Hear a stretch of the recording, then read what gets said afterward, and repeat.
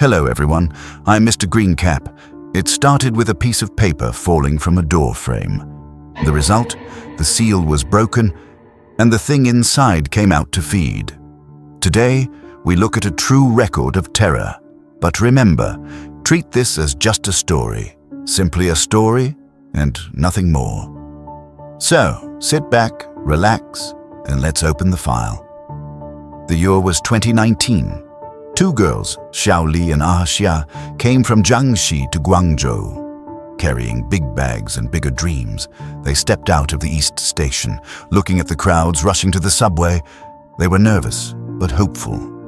Finally, they thought, a chance to make money in the big city. But reality hit fast. Rent in the city center wasn't just expensive, it was brutal. With less than 6,000 yuan in savings between them, they ran around for 4 or 5 days until their feet were covered in blisters. Then, they saw it. A flyer on a bulletin board. 3-bedroom apartment. Move-in ready, 1,200 yuan. Xiaoli thought she misread it. In Baiyun District, even a 90s walk-up shouldn't be less than 3,000. She dialed the number immediately. Half an hour later, the landlady arrived. A middle-aged woman in a navy blue coat. Fast talker, sharp voice. "The building is old," she said, leading them up the concrete stairs. "But I just cleaned it. Appliances work. Pick any room you want." There was no elevator. The walls were plastered with small ads. They reached the 5th floor. Inside, it smelled faintly of disinfectant, but it was clean. The floors shone. The sofa cover was new. The main bedroom had a small balcony, though the light was poor. You had to keep the lights on even in the daytime. Then came the catch. The landlady pointed to a small room on the north side. "You see that? That room is off limits. I use it for storage," she said. "I had a high monk from Guangzhou Temple draw a charm for it. It brings wealth. Zhao Kai Jin Bao. Do not tear it. Do not touch it. Don't break my fortune." Xiaoli looked at the door. Dark brown wood. Right in the center was a palm-sized yellow talisman. The red lines were crooked, the edges curling up as if it had been there a long time. The landlady shoved 2 keys into their hands. "Rent is 1 month deposit, 1 month up front. Utilities are yours. I live far away, so I won't come often. If you're okay with it, sign the contract." The girls felt the talisman was weird. But 1,200 for a 3-bedroom in Guangzhou, that's like finding a diamond in the trash. They signed. They paid. They moved in that afternoon. Xiaoli took the main bedroom. Xia took the second. The north room stayed shut. For the first 5 days, nothing happened. Use the calm before the storm logic. Xiaoli worked as a sales guide in a clothing store. Standing 10 hours a day, she'd come home dead tired and sleep. Xia worked nights at a KTV. Their schedules were opposite. On the 6th night, Xia went to work. Xiaoli got home after 10 p.m., showered, and lay in bed scrolling through videos. She drifted off. Sometime later, she heard voices in the living room. She rubbed her eyes, opened her door. The TV was on. But the sofa? Empty. "Xia," she thought. "She's on night shift. Who turned it on?" She walked over and pressed the power button. Silence. "Must be Xia came back early and forgot to turn it off," she reasoned. She went back to sleep. Next morning, eating breakfast, she blamed Xia. Xia, chewing on a bun, laughed. "Are you dreaming? I was busy as hell at the KTV. I didn't clock out until 4 a.m. Xiaoli was confused. Was she sleepwalking? But the TV was on. 2 days later, the physical contact began. Xia was working the late shift again. Xiaoli came home, cooked noodles, and played games in her room until 11 p.m. Tired, she fell asleep. In the middle of the night, she heard her bedroom door open. Someone walked in. Then, the mattress dipped. Someone lay down behind her, arms wrapped gently around her waist.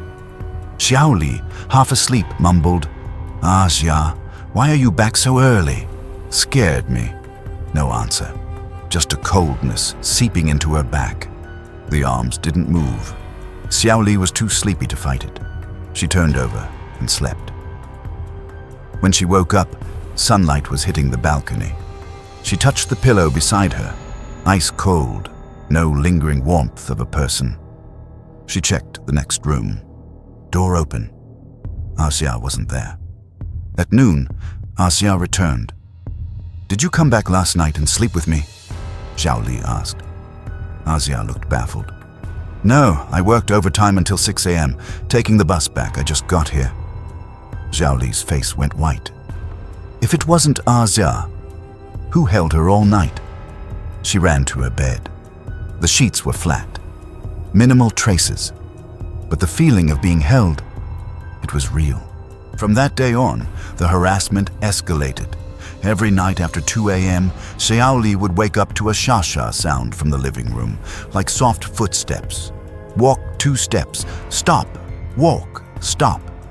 She hid under her quilt, terrified. Xia had it worse. When she came back at 2 or 3 a.m., she heard scratching on the north room wall.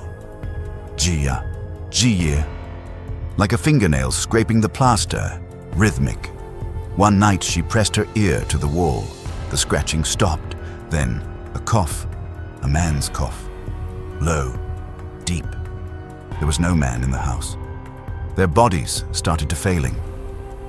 Xiaoli looked like a ghost herself. Dark circles under her eyes. At work, she spilled wine, got scolded by the manager. And when she looked in the mirror after a shower, her back covered in a massive bruise, like a handprint. She hadn't bumped into anything. They wanted to call the landlady, but they picked up the phone and put it down. If she says we're crazy, if she kicks us out, where do we find rent this cheap? Greed is a shackle. Half a month later, the accident. Xia was off work, cleaning the house. She was mopping near the north room. Swipe. The mop handle caught the edge of the yellow talisman. Reap. It fluttered to the floor. The red lines were black with dust. Xia panicked. She tried to stick it back, but the glue was dead. It wouldn't hold. Terrified of the landlady's anger, she folded the paper and hid it in a living room drawer. "I'll buy glue tomorrow," she thought. She told Xiaoli that evening over dinner, "Don't tell the landlady, I'll fix it." Then she grabbed her bag and went to work. That night, the bill came due. Xiaoli finished dinner, played games until 8 p.m. Suddenly, kriak, the sound of a door opening. "Xia, you forgot something." She looked up. The temperature in the living room dropped to freezing. Her breath turned to white mist. She turned her head stiffly toward the north room. The dark brown door was open a crack. It looked like a black mouth, and she felt it. An eye, staring at her through the crack. Heavy, malicious, a stone pressing on her chest. Her back bruise started to throb with pain, like a hand tightening its grip. She tried to scream. No sound. She tried to run. Legs like lead. She stared at the crack. Inside the darkness, a blurry human shape stood there. Then, the cough. The same low, raspy man's cough Xia heard. "Has!" Xiaoli screamed, broke the paralysis, scrambled back, locked her bedroom door, and collapsed against it, shaking. She dialed Xia, fingers trembling. "Come back, there's someone inside." Her voice was sobbing. The pain in her back was excruciating. Xia panicked on the other end. "The door opened, don't make a sound, I'm coming." Xiaoli huddled behind the door. "Who's from the living room? Who's Shasha? Shasha?" The footsteps, walking out of the north room. Slow, coming toward her bedroom. They stopped right outside her door. Then, a knock. Very light. Tap, tap. She covered her mouth. She didn't move until she heard Xia shouting downstairs. "Xiaoli!" She burst out.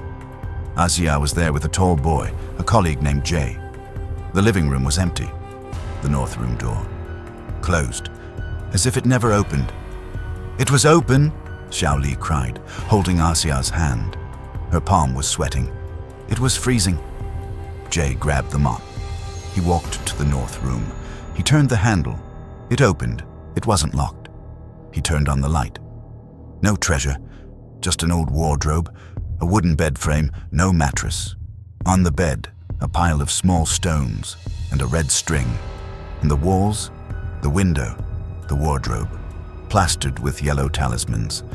This wasn't for wealth. This was a seal. They grabbed their stuff and ran to a hotel. They wanted the deposit back, but who would believe them? Next day, Xiao Li went back to the neighborhood. She needed proof. She found a convenience store owner downstairs, an uncle in his 50s. She bought water. "Uncle," she asked, "did anything bad happen in this complex?" He paused, twisting the cap. "Which unit?" 17503. The uncle almost spit out his tea. He lowered his voice. "Girl, you have guts. That's a murder house. 2 years ago, a young guy lived there, factory worker, owed money, hung himself in the north room. Landlady cleaned it up, rented it to a woman. 3 months later, she hung herself too. Same room, tongue sticking out, scratch marks all over the walls." Xiao Li went numb. Scratch marks, the sound Asia heard. "The landlady knows," he whispered. "She cleans it up, seals it, and rents it to young people. Fresh energy. You aren't tenants, you're batteries. You keep the house warm so the cold thing doesn't leave." Xiao Li called her father. Her father didn't wait. He called a frantic master from Taishan. 2 days later, Master Zhang arrived, a middle-aged man in a traditional jacket. He took one look at the girls. "You are being haunted. Delay any longer, and lives will be lost." They took him to the apartment. He walked in, looked around, took out instruments. Then he closed the door. Half an hour later, he came out, sweating bullets. "Too much resentment," Master Zhang said. "Not just one spirit. The landlady used Taishan stones to suppress them, but it failed. I performed a ritual. You are safe now, but I was almost too late." He gave them peachwood bracelets. "Wear this for a year." Xiao Li put it on. A warm current flowed through her arm. The pain in her back eased. They got their deposit back. Public pressure works wonders. They moved to a newer complex, expensive but sunny. It took 6 months for the bruises on Xiao Li's back to fade. Xia looks better now too. So, what have we learned today? You see, the scariest part wasn't the ghost. It was the bargain. 1,200 yuan for a 3-bedroom apartment. That is the real horror story. The girls ignored their instincts because the price was right. The landlady ignored her conscience because the profit was right. In a way, everyone in this story was haunted. Haunted by the need for more, for less, for survival. The spirit in the north room was just desperate for a connection. He was lonely. And the landlady, she just provided him with roommates. So the next time you see a deal that looks too good to be true, or a door that is sealed with tape, don't open it, because some doors are closed for a reason, and some vacancies are permanent. If you enjoyed this story, don't forget to like and subscribe to Mr. Greencap. Until next time, stay safe and keep the lights on.